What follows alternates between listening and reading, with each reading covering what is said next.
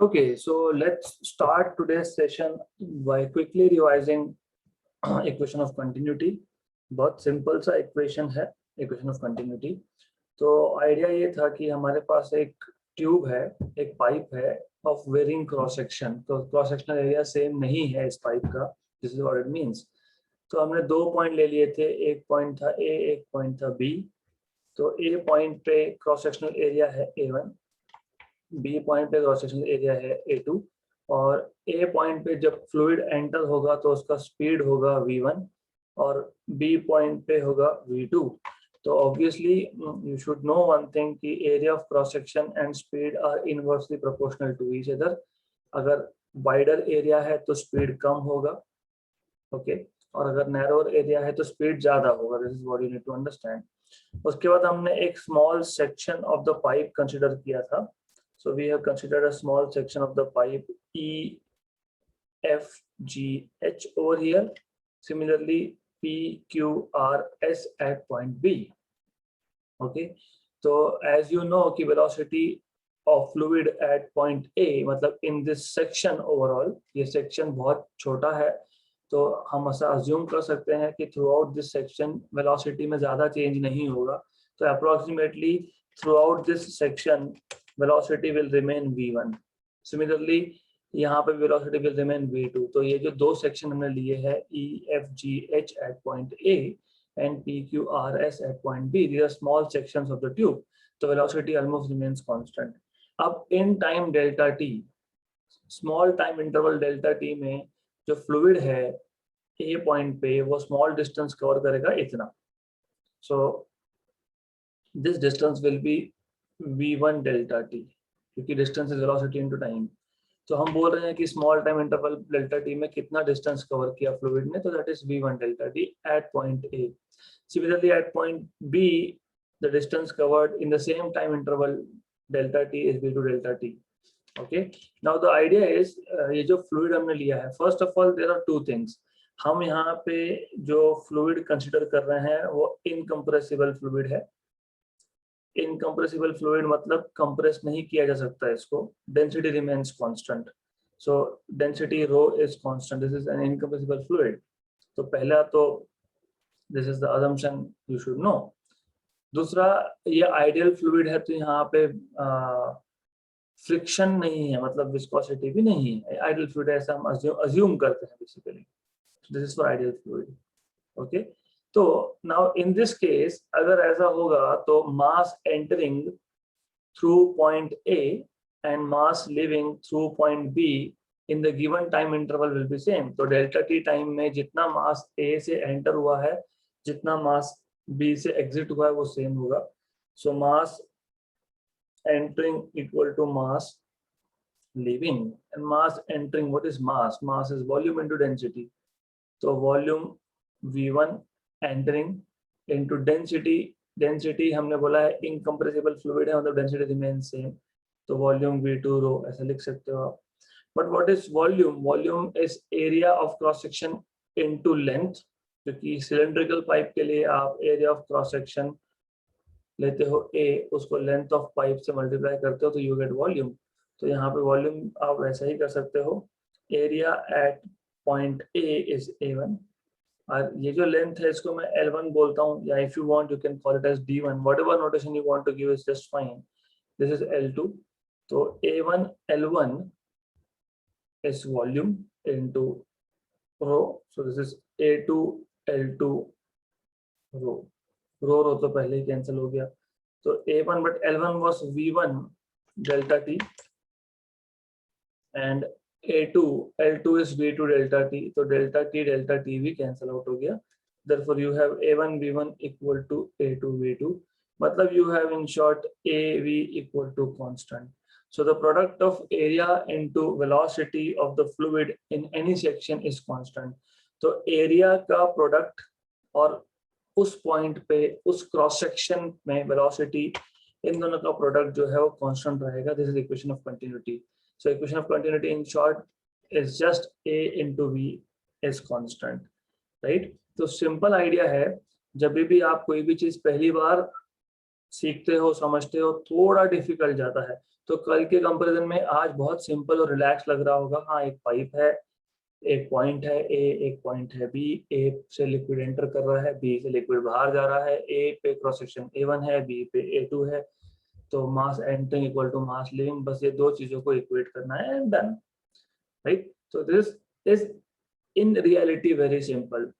तो always remember, physics में बहुत बार ऐसा होगा कि आप पहली बार कोई टॉपिक पढ़ रहे हो, बिल्कुल नहीं समझा, तो second bar, third time, so after at least 3 readings you will have a better understanding of what you are trying to learn, okay।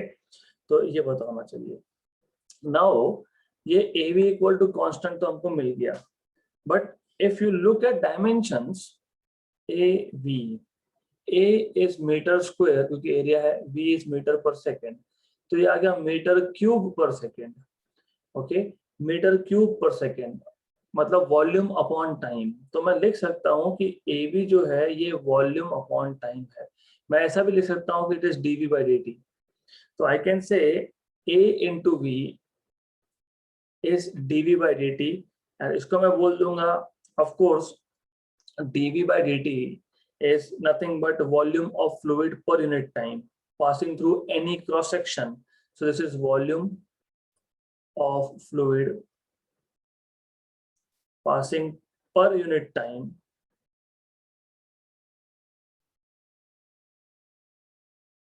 through any cross section, through any cross section।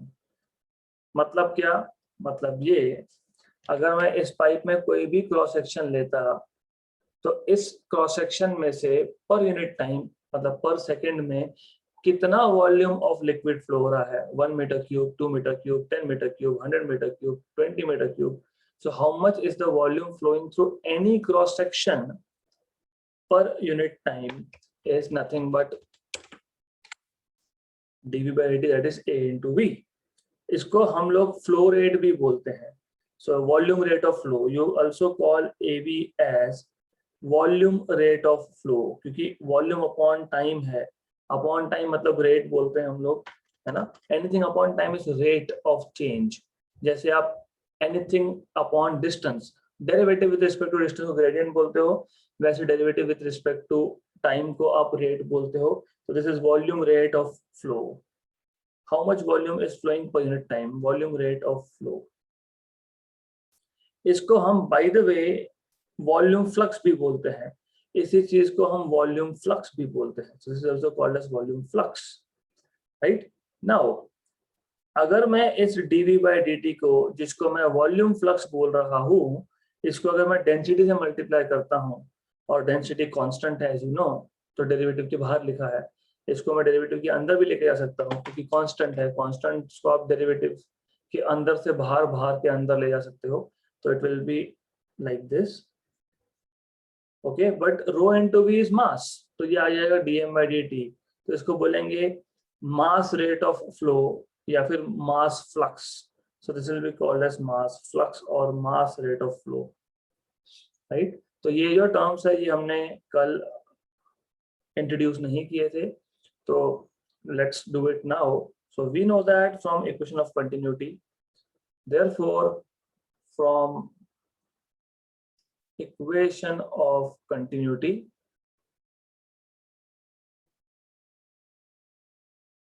you have AV equal to constant, okay, but AV has units, has SI units meter cube per second, therefore AV is volume rate of flow of fluid, is volume rate of flow of fluid, okay। अब आपको already पता है metre cube per second is volume upon time, so therefore AV can be written as AV is equal to dV by dt। And by the way मैं volume के लिए capital V use करने वाला हूँ, so dV by dt। ये small v velocity है, ये capital V volume है, so AV equal to dV by dt। Now this quantity is nothing but volume of a fluid per unit time passing through any cross section of the tube, passing through any cross section of the tube.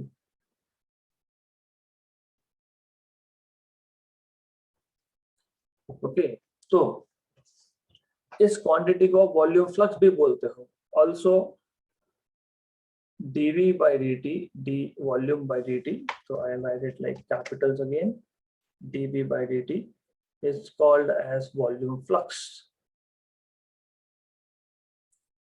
Volume flux. And similarly, as I told you, जिस अगर आप इसको density से multiply करते हो, also similarly if you multiply density, so this is rho dv by dt, that turns out to be dm by dt. m कैसे आया? तो ये रो अंदर गया था, रो into volume, volume into density is mass, तो dm by dt, this quantity is called as mass flux. Mass flux.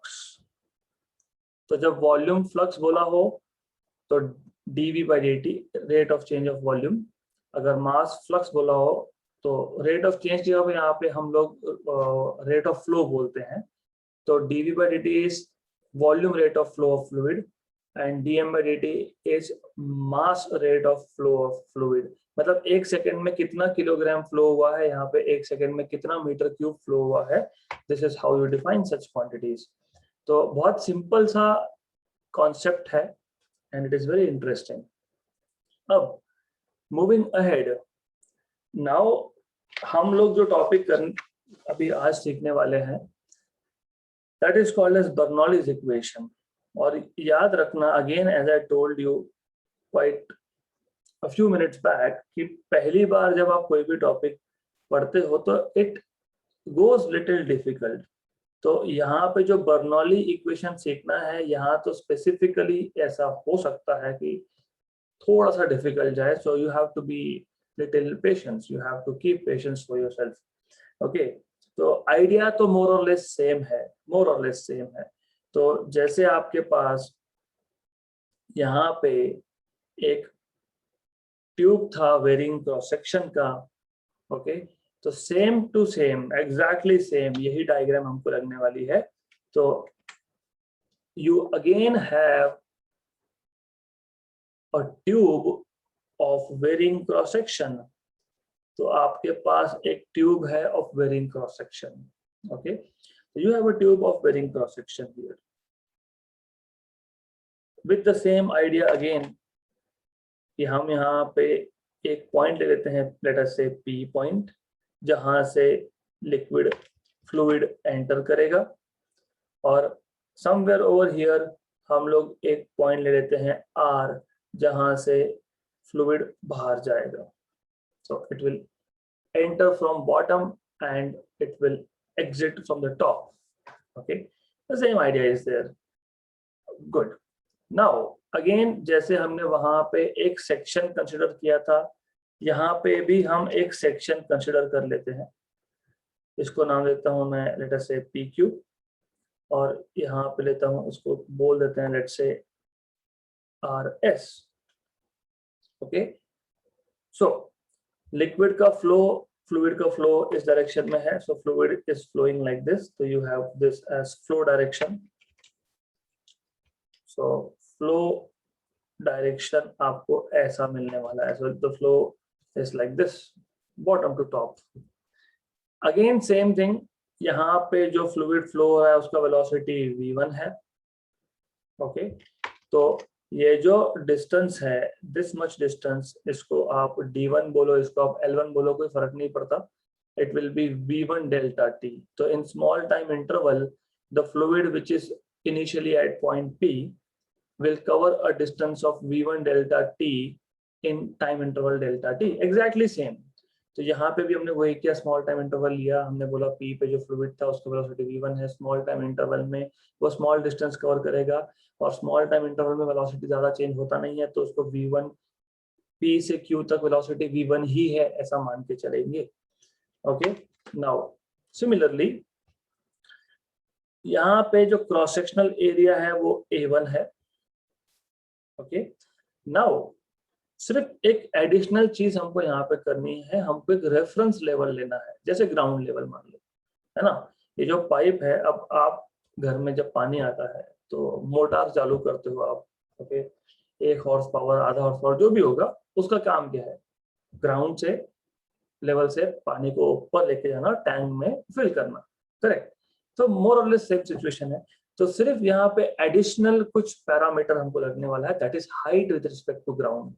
तो हम लोग यहाँ पे height with respect to ground h1 मान लेंगे। तो this is height with respect to ground.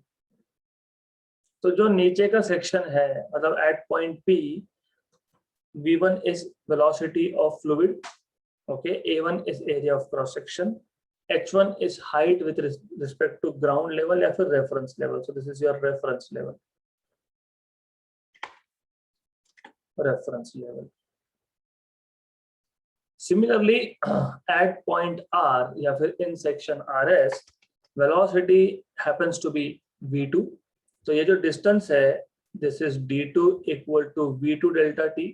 तो small time interval में जो फ्लूइड पहले R पॉइंट पे था वो S पे जाएगा in time delta T, small time interval, क्योंकि फ्लूइड फ्लो हो रहा है। तो obviously the distance covered will be V2 delta T। ये जो क्रॉस सेक्शनल एरिया है ये A2 है। हाइट जो है with respect to ground, this height of ये जो सेक्शन है RS, या फिर R पॉइंट का जो हाइट आप बोल सकते हो, so this height with respect to ground is h2. This height is h2. okay, तो पहले तो इतना पता होना चाहिए। तो यहाँ पे सिर्फ एक एडिशनल पैरामीटर हमने हाइट कंसीडर किया है। अब क्यों कंसीडर किया है मैं पहले ही बता देता हूँ, so it will be easier for you to link between upcoming steps. क्यों लिया है, क्योंकि बर्नौलीज इक्वेशन आपको बेसिकली देता क्या है, it gives you relation between pressure, height and velocity. क्योंकि देखो क्या है कि जैसे ही फ्लूइड फ्लो होगा तो इस ट्यूब में अलग अलग पॉइंट पे वेलोसिटी अलग अलग होगा, क्योंकि ट्यूब का क्रॉस सेक्शन चेंज हो रहा है। आपने अभी अभी देखा कि क्रॉस सेक्शन चेंज होगा तो वेलोसिटी चेंज होगा। Good, okay.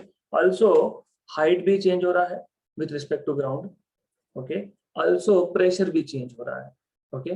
तो बर्नौलीज इक्वेशन बेसिकली आपको प्रेशर टर्म, वेलोसिटी टर्म और हाइट टर्म इसका रिलेशन देता है। So Bernoulli's equation gives you relation between pressure, velocity and height at any point during the flow in the tube, right. so this is what you have to understand.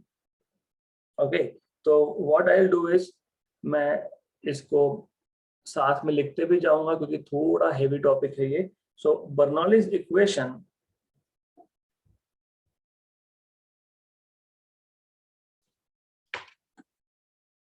Bernoulli's equation relates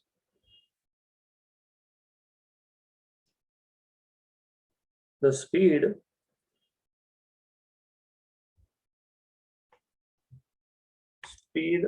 of a fluid at a point, the pressure at that point,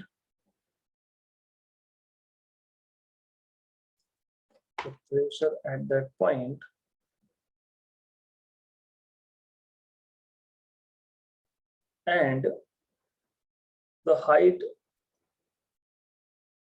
of the point of that point with respect to reference level of that point with respect to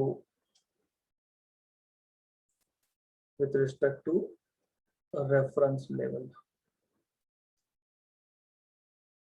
Okay, now let me just copy this and take it to the next page. Okay, let's keep it over here only. Now the idea is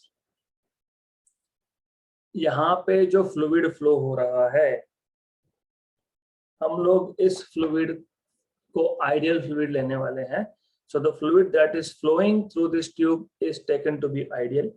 अगर आपको याद होगा, जब ये chapter start हुआ था तब मैंने आपको बताया था कि आइडियल फ्लूइड क्या होता है. ओके, तो you already know that ideal fluid में फ्रिक्शन नहीं होता है, मतलब विस्कोसिटी नहीं होता है बेसिकली. तो यहाँ पे जो फ्लो के टाइम पे फ्रिक्शनल फोर्सेस मतलब विस्कोसिटी मतलब विस्कस ड्रैग, वो हम कंसिडर नहीं करने वाले हैं. So here we are assuming that an ideal fluid is flowing through this tube of varying cross section, right? And since the fluid is ideal, it is non-viscous in nature. There is no viscosity. ऐसा हम मानने वाले हैं यहाँ पे. So figure shows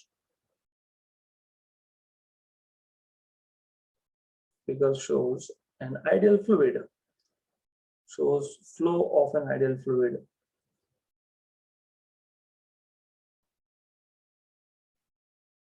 through a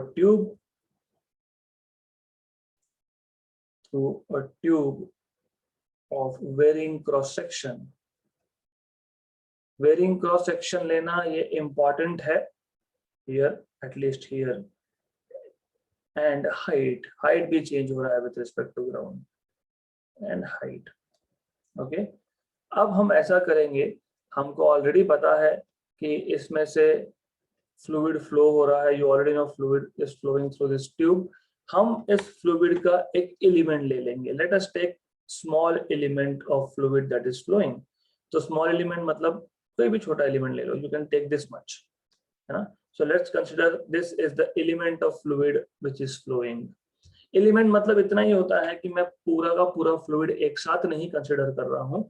मैं एक छोटे से वॉल्यूम को ले लेता हूँ. अब बोलता हूँ कि चलो पहले इसकी बात कर लेते हैं. ऐसा क्यों करते हैं हम लोग? क्योंकि क्या होता है कि फिजिक्स में अगर आप डायरेक्टली पूरे के पूरे सिस्टम पे अगर लॉज अप्लाई करने जाओ तो इट बिकम्स कॉम्प्लिकेटेड. तो हम बोलते हैं कि ये पूरा जो वॉल्यूम है उसमें से छोटा पार्ट लिया, उसका पहले फिजिक्स देख लेते हैं.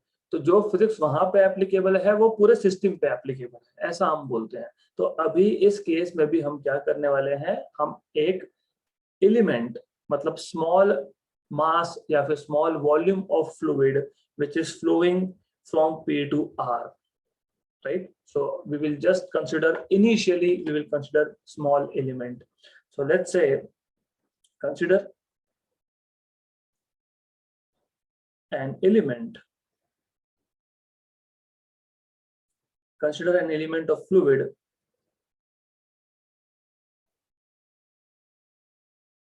that flows या फिर that lies between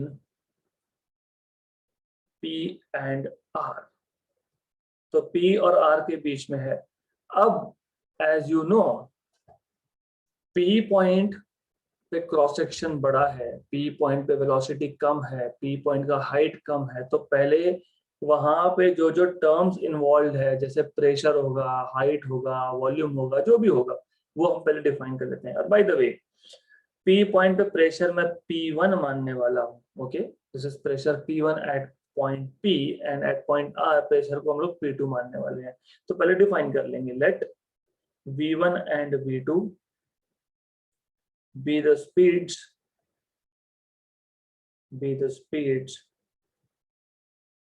of the fluid या फिर element of fluid बोलोगे तो भी चलेगा, at P and R respectively. Okay, similarly you can define other parameters. में हमको क्या क्या लगने वाला है? So what else do we need? So we say, let's say we will need area of cross section. So let A1 and A2 be the area of cross section. So A1 and A2 be the cross sectional area.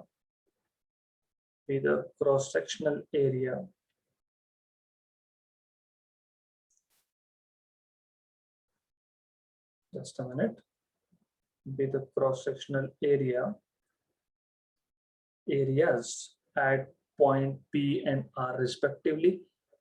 और क्या हमको लगने वाला है?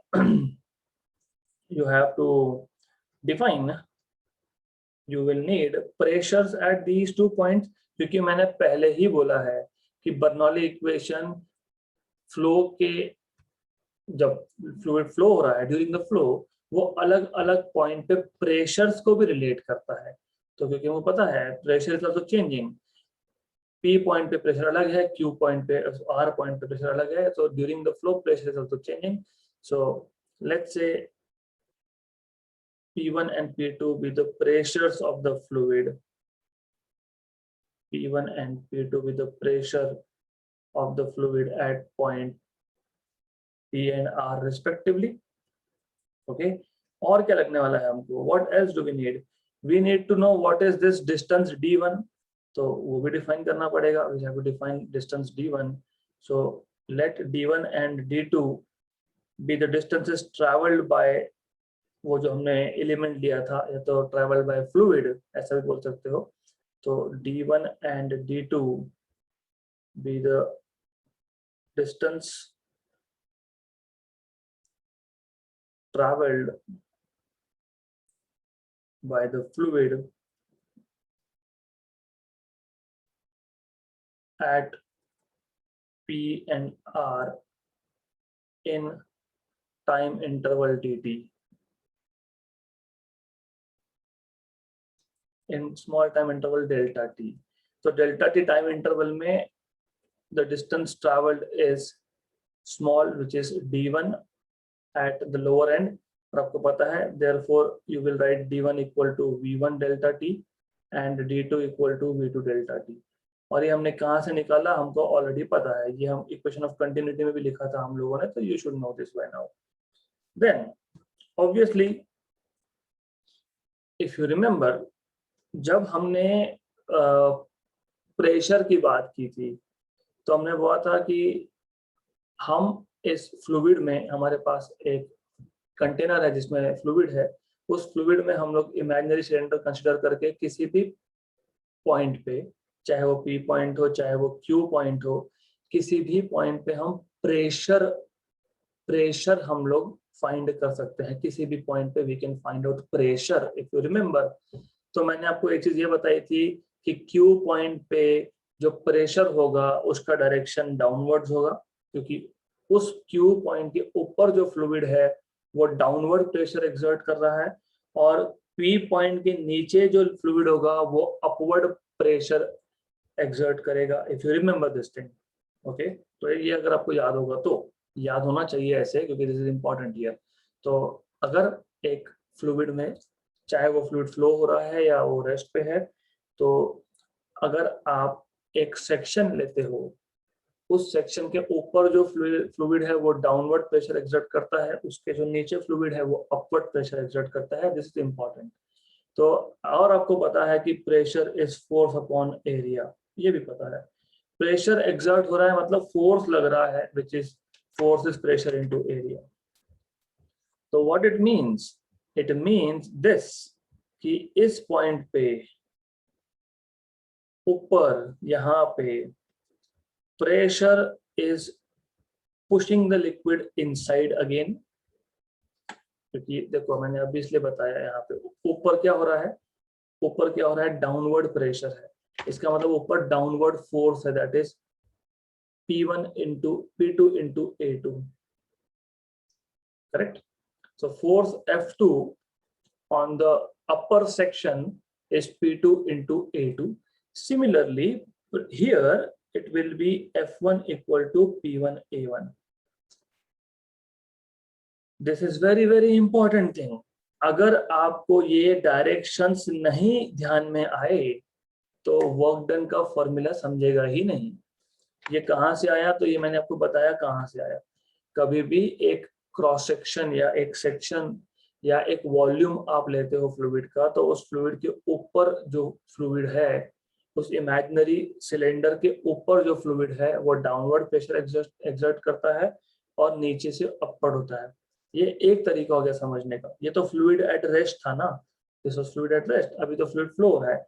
वैसे logically आप सोचो, अगर बॉटम पे मतलब एट पॉइंट पी पे अगर अपवर्ड फोर्स नहीं होता तो फ्लो ऊपर की डायरेक्शन में क्यों जाता?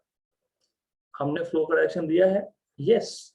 हम बोल रहे हैं कि जो फ्लूइड है वो बॉटम टू टॉप जा रहा है, नीचे से ऊपर जा रहा है। अगर नीचे से ऊपर जा रहा है तो फोर्स तो चाहिए ना अपवर्ड डायरेक्शन में। कहाँ पे? At point P. तो at point P you should have a force which is upward directed. और यहाँ पे जो फोर्स है, प्रेशर है, बेसिकली डाउनवर्ड डायरेक्टेड होता है। ऑफ कोर्स मैंने रीजन बताया है आपको, वो एक तरीका था समझने का। दूसरा तरीका ये भी होता है समझने का कि ग्रेविटी अपोज कर रही है, ऐसा भी समझ सकते हो कि ऊपर जा रहा है, ऊपर के सेक्शन पे ग्रेविटी अपोज कर रही है। This is just to remember, आपको एग्जाम में लिखना नहीं है, सिर्फ आपको बताना है कि हाँ ऊपर जो है वो फोर्स जो है वो अपोज कर रहा है, नीचे जो है वो फोर्स जो है वो फ्लो को सपोर्ट कर रहा है। That's it, this is what you are supposed to write. तो याद रखना ये, अगर ये आप याद रखोगे कि आर पॉइंट पे ऊपर डायरेक्शन क्या था और क्यू पी पॉइंट पे नीचे डायरेक्शन क्या था, तो वर्क डन में साइंस प्लस या माइनस तब आपको समझेगा। Okay, then so let us say F1 and F2, F1 and F2 be the forces, acting at P and R respectively. So we know what is F1. F1 is P1A1 and F2 is P2A2. Okay, so this is what you should know, right? And one more thing is important here. You should know volume. So volume in this section, volume कैसे लोगे यहाँ पे? Area into distance, A1 D1 है ना। Volume in section PQ is A1 D1 and volume in section RS is A2 D2, right. Area into distance, area into distance. तो यहाँ पे जो ये वॉल्यूम है, ये वॉल्यूम भी सेम है। अभी वॉल्यूम क्यों सेम है समझा देता हूँ आपको। What do you know? You know mass is equal to volume into density, correct है ना। Volume into density. हमने ऑलरेडी बोला है mass entering equal to mass leaving. Okay, मतलब volume V1 into rho equal to volume V2 into rho, rho we cancel. But what is volume? A1 D1 equal to A2 T2. So हम ऐसा बोल सकते हैं कि क्योंकि fluid incompressible है तो mass entering equal to mass leaving, मतलब volume of the fluid entering equal to volume of the fluid leaving, ऐसा बोल सकते हैं हम लोग in time delta t. Okay, so we know that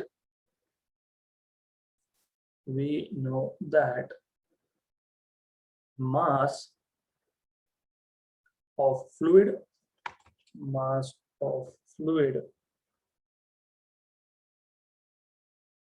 entering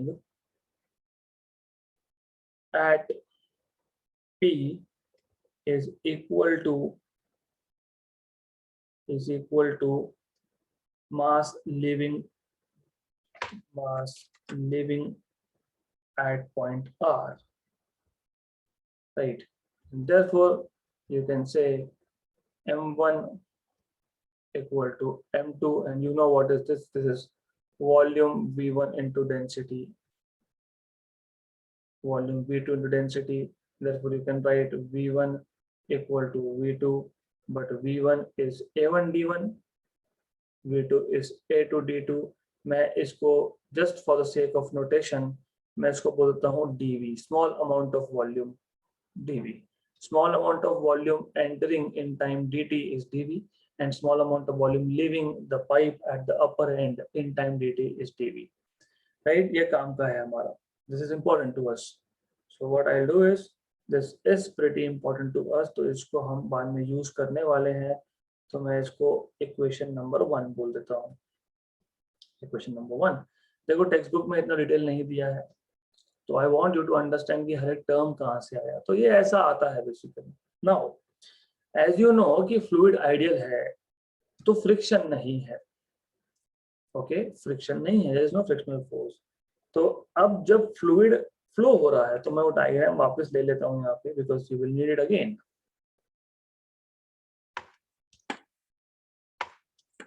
तो जब फ्लूइड फ्लो हो रहा है, फ्रिक्शन तो नहीं है, तो ग्रेविटेशन को छोड़ के वहां पे कौन सा फोर्स है? वहां पे एक ही फोर्स है, which is force due to pressure.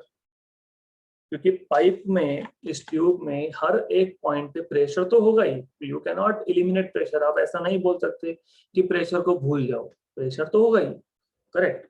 तो यहाँ पे only force acting apart from gravitation, gravitation तो है ही, apart from gravitation is force due to pressure. और विस्कस फोर्स नहीं है, because we have taken the fluid to be ideal. Okay, तो पहले मेंशन कर देंगे, since the fluid is ideal, hence there is no internal friction बोलो या फिर बोलो there is no viscous drag या फिर there is no viscosity, एक ही बात है। hence there is no internal friction। internal friction मतलब viscosity नहीं है, viscous force नहीं है, there is no internal friction। therefore as I told you, only force at any point is due to pressure। so therefore only force apart from gravity, apart from gravitation, gravitation तो रहेगा ही, नहीं तो बोलोगे gravitation नहीं है, ऐसा नहीं होता। Apart from gravitation is force due to pressure, force due to pressure. Okay, अब आपको एक चीज ये भी समझनी है, एज आई टोल्ड यू कि क्रॉस सेक्शन जितना ज्यादा, वेलोसिटी उतना कम। मतलब v1 जो था वो लेस देन v2 है ना, क्योंकि a1 क्रॉस सेक्शन ज्यादा है और a2 क्रॉस सेक्शन कम है, मतलब वेलोसिटी v1 v2 से कम होगा। तो आपको ये समझना है, अब जो मेरे पास एलिमेंट था, मेरे पास जो फ्लूइड का एलिमेंट था, मेरे पास फ्लूइड का एक एलिमेंट था यहाँ पे। अब ये फ्लूइड का एलिमेंट जब फ्लो होगा तो वो अलग अलग क्रॉस सेक्शन से पास होगा। जब वो अलग अलग क्रॉस सेक्शन से पास होगा तो उसका एक्सेलरेशन होगा, क्योंकि वेलोसिटी यहाँ पे कम है और ऊपर जैसे जाएगा तो वेलोसिटी बढ़ना चाहिए according to this particular condition. तो अपने आप बढ़ता है क्या? अपने आप वेलोसिटी नहीं बढ़ता है, मतलब अपने आप एक्सेलरेशन प्रोड्यूस नहीं होता है। तो एक्सेलरेशन प्रोड्यूस करने के लिए फोर्स चाहिए, मतलब वर्क डन चाहिए। तो you need to do some work in order to increase the velocity of that particular fluid। तो as I told you, gravity को छोड़ के तो एक ही फोर्स है, प्रेशर की वजह से फोर्स है। तो ये जो प्रेशर की वजह से फोर्स है, यही वो फोर्स है जो स्पीड चेंज करने में काम आ रहा है। तो this is the only force which is doing work.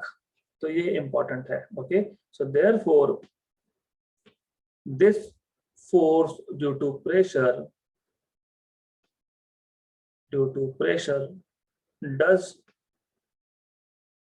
does work which is given by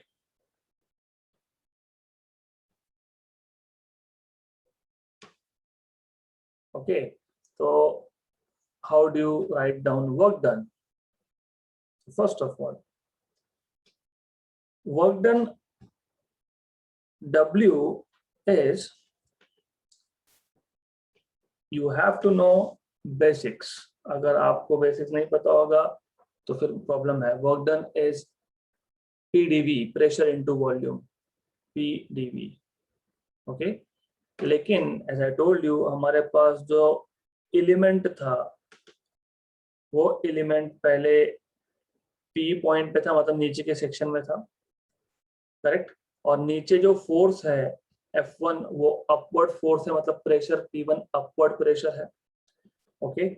और ये जब ऊपर जाएगा, व्हेन दिस गोज अप, ऊपर जाएगा, करेक्ट। स्पीड तो बढ़ रहा है लेकिन जैसे ऊपर गया तो ऊपर लुक एट दिस प्रेशर, ये अपोज कर रहा है, रेजिस्ट कर रहा है। तो नीचे जब आप वर्क डन का टर्म लिखोगे W1, यहां आप लिखोगे P1 dV, और P1 dV1 लिख नहीं सकते क्योंकि ये देखो हमने पहले ही बोल दिया कि वॉल्यूम दोनों जगह पे volume entering equal to volume leaving, वो हमने पहले ही बता दिया है, तो इसलिए dV लिखेंगे। और ऊपर जब आप लिखोगे वर्क डन तो आप लिखोगे minus P2 dV, minus is only because of this direction.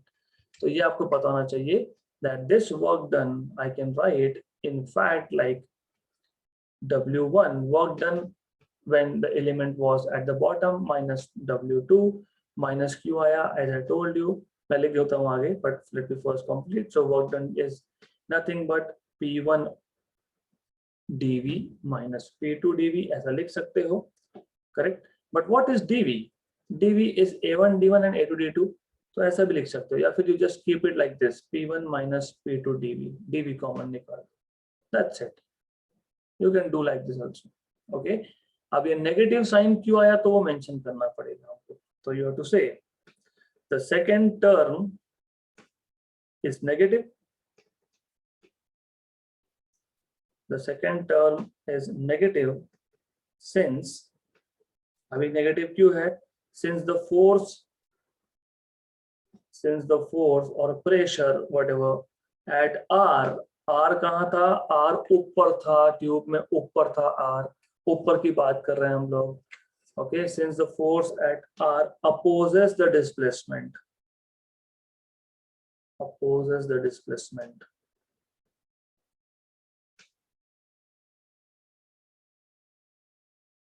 okay. This is equation number 2. Now throughout this flow, मतलब जब भी ये फ्लूइड फ्लो हो रहा था, अब फ्लूइड जब फ्लो हो रहा है बॉटम टू टॉप, क्यों हो रहा है, बिकॉज ऑफ वर्क डन। अपने आप कोई भी चीज ग्रेविटी के अगेंस्ट नहीं जाती। आप भी जब एक फ्लोर से दूसरे फ्लोर पे जा रहे हो तो अपने आप जाते हो क्या, नहीं, you are spending your energy, जो आप खाते हो उससे आपकी बॉडी को एनर्जी मिलता है, वो एनर्जी वर्क परफॉर्म करता है, और उस वर्क परफॉर्म करने की वजह से you can go from first floor to second to third to fourth to fifth, जा सकते हो आप लोग, ओके राइट। फिर आप बोलोगे मैं लिफ्ट में जाऊंगा, हाँ तो लिफ्ट में भी तो वर्क डन होता है, सिर्फ वो लिफ्ट को लिफ्ट करने के लिए इलेक्ट्रिक एनर्जी का यूज होता है, एनर्जी तो यूज होता ही है मतलब बेसिकली, ओके। तो ये फ्लूइड अपने आप तो ऊपर जाएगा नहीं, क्यों जा रहा है, वर्क डन है वहां पे। अब ये समझ लो कि जब फ्लूइड का कोई भी एलिमेंट जब फ्लूइड का ऊपर जाएगा, दो चीजें हो रही है, एक तो वेलोसिटी चेंज हो रही है, मतलब काइनेटिक एनर्जी चेंज हो रही है, दूसरा हाइट चेंज हो रहा है, मतलब पोटेंशियल एनर्जी चेंज हो रहा है। So when this fluid is flowing through this tube from bottom to top, from left to right, okay, this work done is basically doing two things. This work done is changing the kinetic energy, part of the work done is changing kinetic energy, and the other part is basically changing potential energy. So ये important है, this is something you need to know. आप बोल सकते हो आप, so part of this work is first used to change kinetic energy.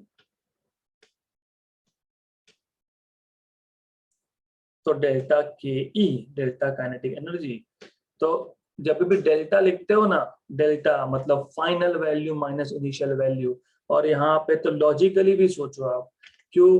क्योंकि मैंने बताया यहाँ पे क्रॉस सेक्शन छोटा है तो यहाँ पे वेलोसिटी ज्यादा होगा, मतलब फाइनल काइनेटिक एनर्जी ज्यादा होगा, ऐसा बोल सकते हो आप. Okay right. तो in any case you have to understand that what you are doing is kinetic energy at point R minus kinetic energy at point P. So this is half m v2 square minus half m v1 square. मैं यहाँ पे m1 m2 लिख सकता था, मैं लिख सकता हूँ, लेकिन मैंने पहले ही बताया mass entering equal to mass leaving, इसलिए मैंने m लिख के जोड़ दिया वहां पे. तो this is equal to half m v2 square minus v1 square. But as you know, mass is volume into density. Okay, so density into delta v, because volume हमने यहाँ पे डेल्टा या dv से डिनोट किया है, तो dv से denote किया तो dv लिख देंगे. तो dv v2 square minus v1 square, this is change in kinetic energy. So this is nothing but delta ke. Okay, equation number 2. Height भी तो चेंज हो रहा है, नीचे से ऊपर गया तो हाइट चेंज हो रहा है, मतलब पोटेंशियल एनर्जी चेंज हो रहा है. तो नंबर 2, तो part of this work is used to change kinetic energy and other part is used to change potential energy. Okay, therefore delta PE is potential energy at point R minus potential energy at point P mgh2. मैं वापस से m1gh2 लिख सकता था, m2gh2 लिख सकते थे हम लोग, but again as I told you, mass entering is mass leaving minus mgh1. तो ये आ गया आपका mgh2 minus h1, equation number 3.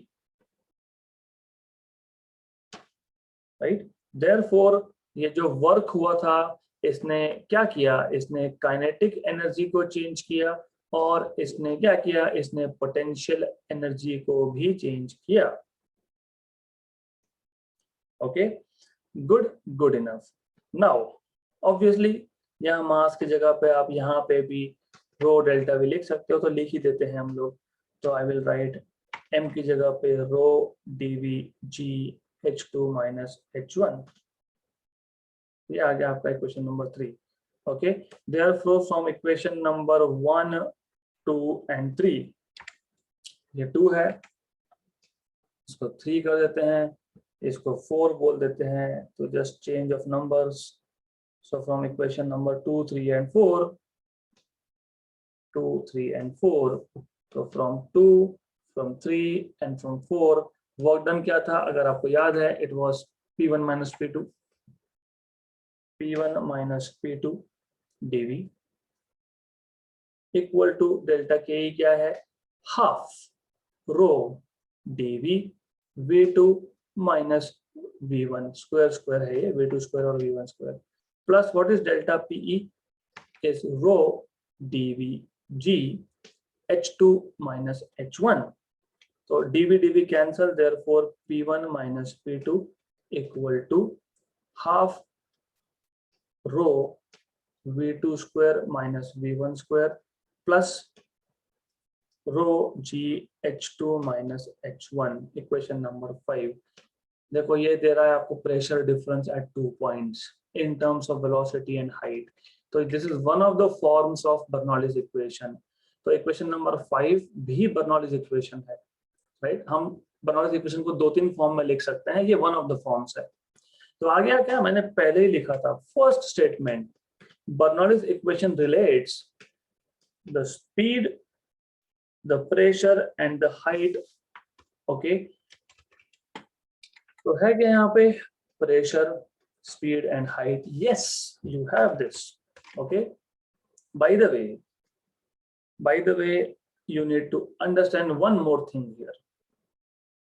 देखो काइनेटिक एनर्जी क्या होता है, काइनेटिक एनर्जी होता है half mv square, where m is mass, v is velocity.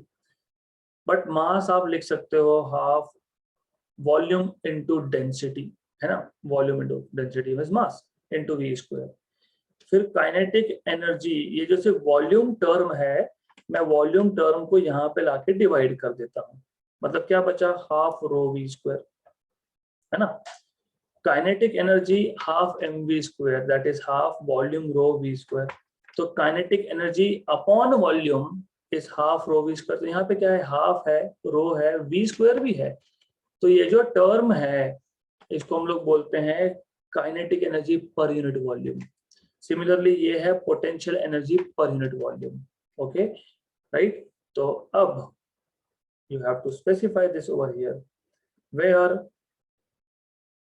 half rho v2 square minus v1 square is kinetic energy per unit volume, and rho g h2 minus h1 is potential energy per unit volume. So this is potential energy per unit volume.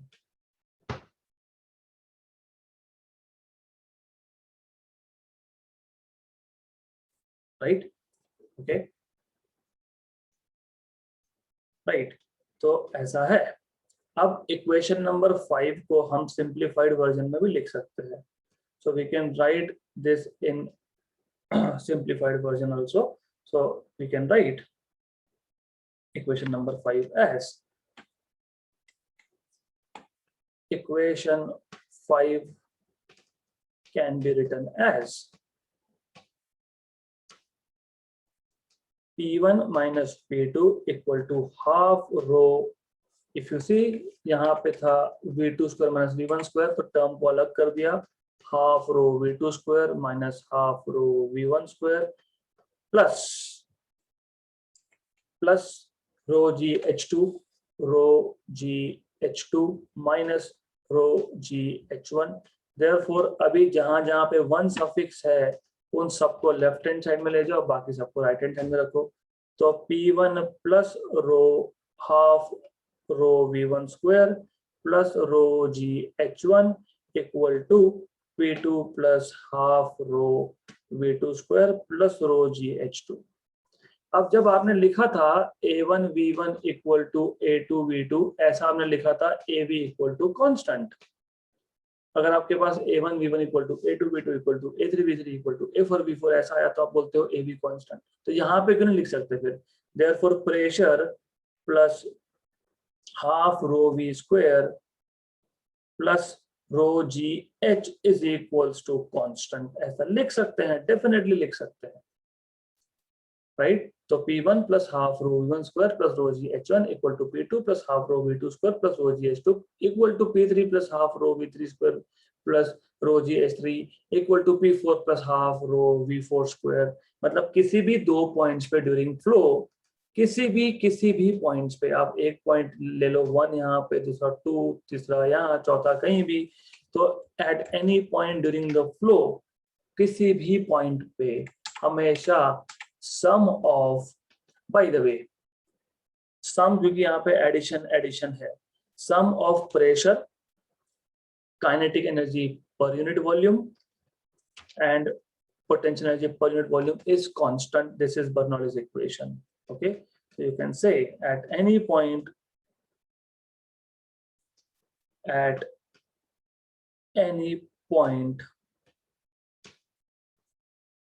inside the tube during the flow of fluid,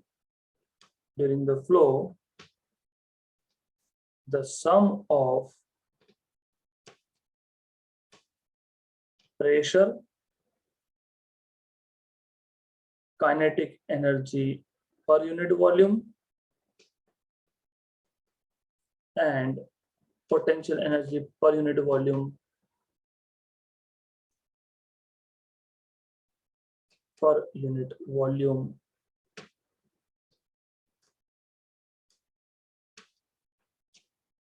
is constant.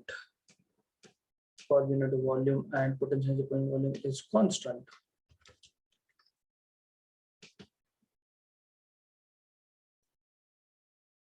This is called as Bernoulli's equation. This is called as Bernoulli equation